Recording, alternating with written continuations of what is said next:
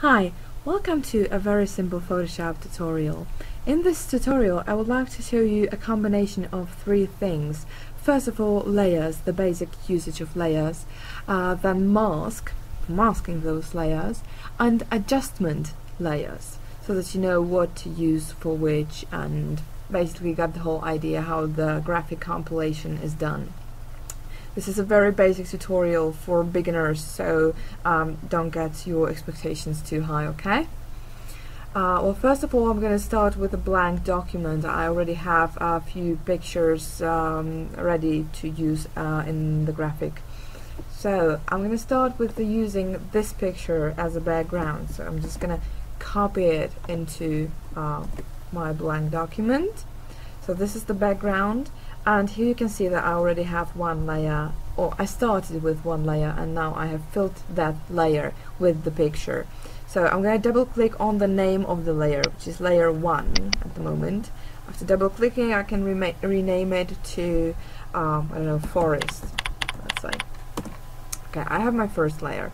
Now I want to add another object, another graphic into the whole picture. So as I said before, it is very useful to keep all of your pieces separate. So what I'm going to do is to hit this little button saying to add new layer, and to that layer I'm going to copy this picture of this lovely woman face. Here we go. Let's copy it there. So I'm going to rename the layer again. It's going to be the face. Now I have two layers. You can see them here.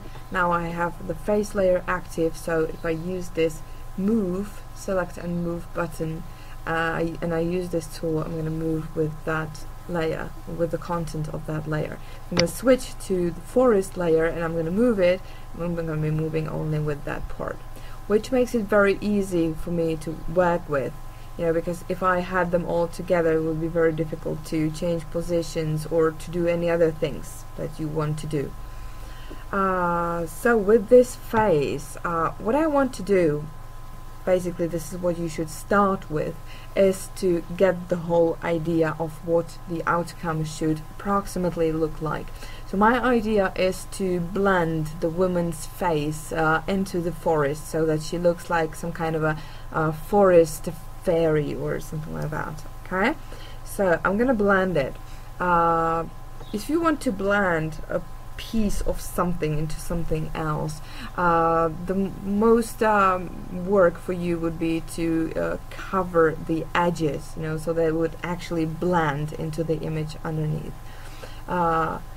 Here is the time where masks come in. A mask helps you to basically specify which part of the image or which part of the content of the layer would be possible to see in the final image and which parts will be covered, hidden.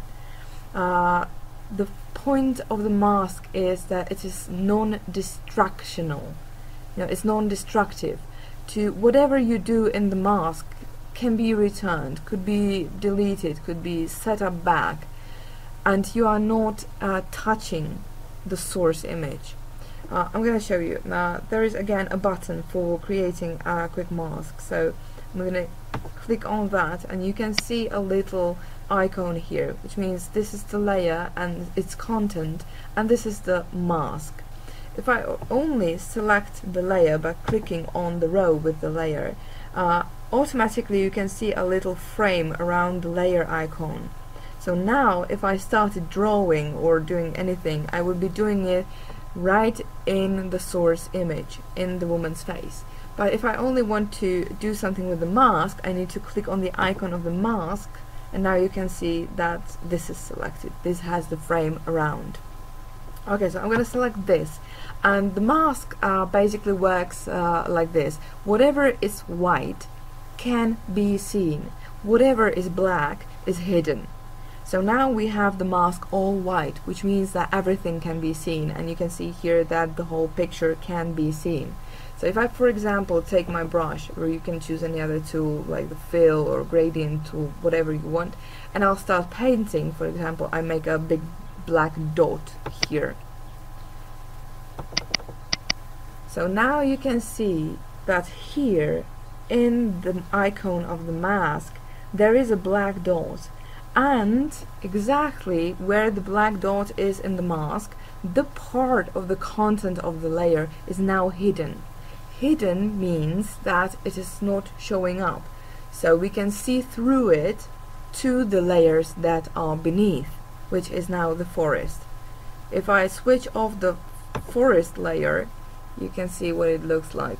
You can see right through it. If we switch it on, you can see the forest coming up. Okay, I'm gonna go back.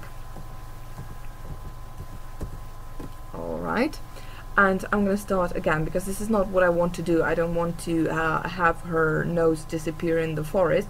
What I want to have is to disappear the edges in the forest. So I'm gonna select for sure the mask that I have on this layer, and I'm gonna start painting.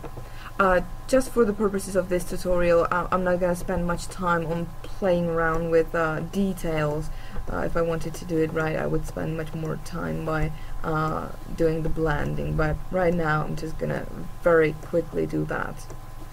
So I have a soft brush and I'm basically painting in the mask with black color, covering and making parts of the picture of the layer disappear. Let's do it like that, and just very shortly.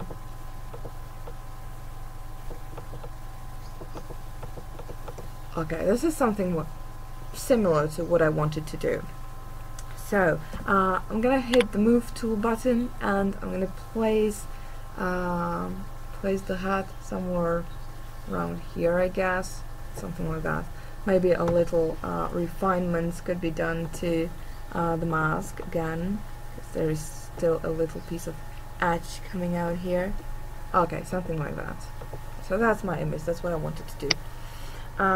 Here you can see the state of the mask. Now you can see exactly which parts of it are black, which are covered, hidden, and which part can be seen. If I disconnect this mask layer,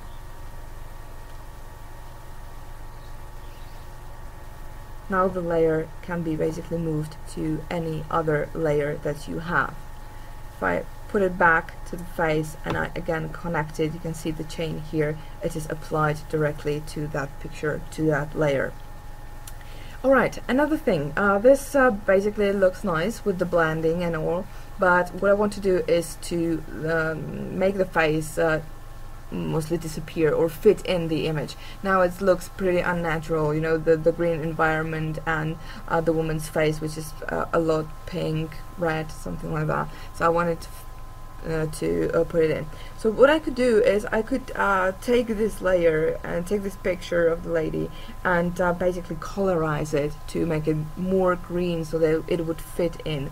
But again, we are trying to work non-destructively, which means that I actually want to keep this image in this layer as it is in its source form. So if I want to colorize it, I can. There is a possibility to use an adjustment layer. You can see here a group of adjustments layers that could be used. So basically, if you want to, for example, play with the levels of this of any layer that you have, you can just click on here, on the button here, and you can play with the layers whichever way you want. And you can either apply it to all of the layers that you have to the final image, or you can click on the layer, hit Ctrl Alt G, and just apply it to the layer which is directly underneath. But I'm gonna take it slow. I'm gonna go back so that you could actually see exactly what is happening. So what I want to do is I want to use the hue and saturation adjustment layer, because I want to play with the hue. I'm going to be colorizing and stuff like that. So I'm going to hit on that. And I definitely don't want to apply the hue and saturation changes to the forest. I just want to apply it to the face layer. So I'm gonna hit, as I said before, Ctrl Alt and G on my keyboard, which makes the layer a little shift, and there is this a little arrow showing that it only applies, or it only affects the layer that is directly underneath. So now I can only play with it. So I'm gonna hit select the hue and saturation layer. I can check the colorize button, but I'm not gonna be colorizing into what is it, violet, red something, but I'm gonna need to find, no, this is too much blue, and now we're getting to red, so somewhere here with the green and stuff. I'm gonna put a little lightness in there, but just a little bit, and take the saturation out. Okay, maybe the green is a little too much green, so I'm gonna go a little bit into those tones of the leaves. Okay, let's say that I'm satisfied like that. This is what I wanted to do. So now let's make a little summary of what I have. I'm gonna switch those layers off. And I have a first layer, the forest layer, which I didn't basically touch, but I could. Then I have another layer of the woman's face. I will disable the mask on this layer so that I could see the actual picture. So this was the picture, then I applied the layer mask, and it looks like that. And then one more thing, I used an adjustments layer of hue and saturation, which affects only this layer of the face, and if I switch it on, it makes my picture look pretty good. Let's add another element, one more. I have a picture of a butterfly here somewhere. Yeah, here it is. Okay, so what I'm gonna do is to first get rid of the white background, which I can use my magic wand tool. I'm gonna hit that. I'm gonna click somewhere in the white area, and it automatically creates a selection of the background, which I can then get rid of. So I'm gonna hit the delete button, and now I only have the butterfly. And again, Ctrl A to select the whole picture and copy paste to my final image. I'm gonna make another layer for that so that I have it all in order. But okay, I don't want my layer to be here. I want it to be okay, like that. I want it to be as a normal layer. I'm gonna put the butterfly in. Now I have it. I can transform it a little bit, so I'm gonna hit Ctrl T, or you can go through Edit and Transformation. I'm gonna play around with it a little bit. Maybe it could face the other way. Yeah, that could be good. Something like that. And turn it a bit and place it around here. Okay, it doesn't have to be that big. Yeah, somewhere here. Okay, so this is my butterfly, and again, what I want to do is to colorize it, fit it in, make it something special in the picture. So I'm gonna again use the hue and saturation adjustment layer, and again Ctrl-Alt-G to use it only for the butterfly. And I'm going to be colorizing it because now it's only black and white, and it's going to need a lot of saturation because I want it to be standing out of the picture.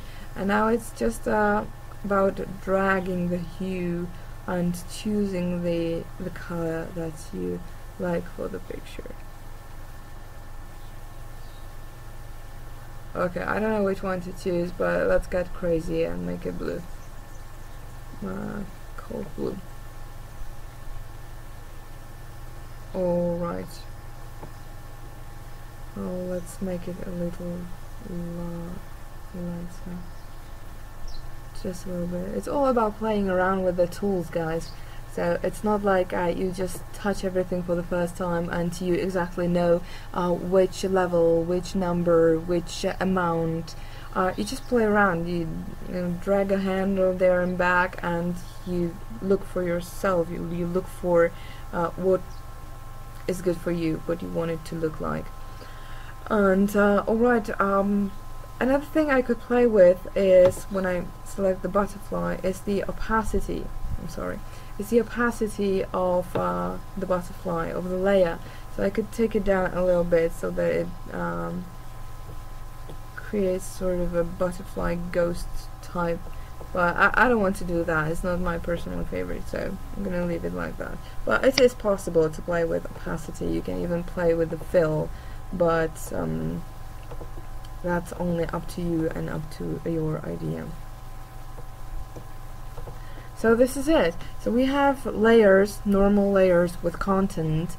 We have masks that we apply to those or connect to those particular layers, or we have adjustment layers, which are perfect for a non-destructive way of adjusting images or parts of images.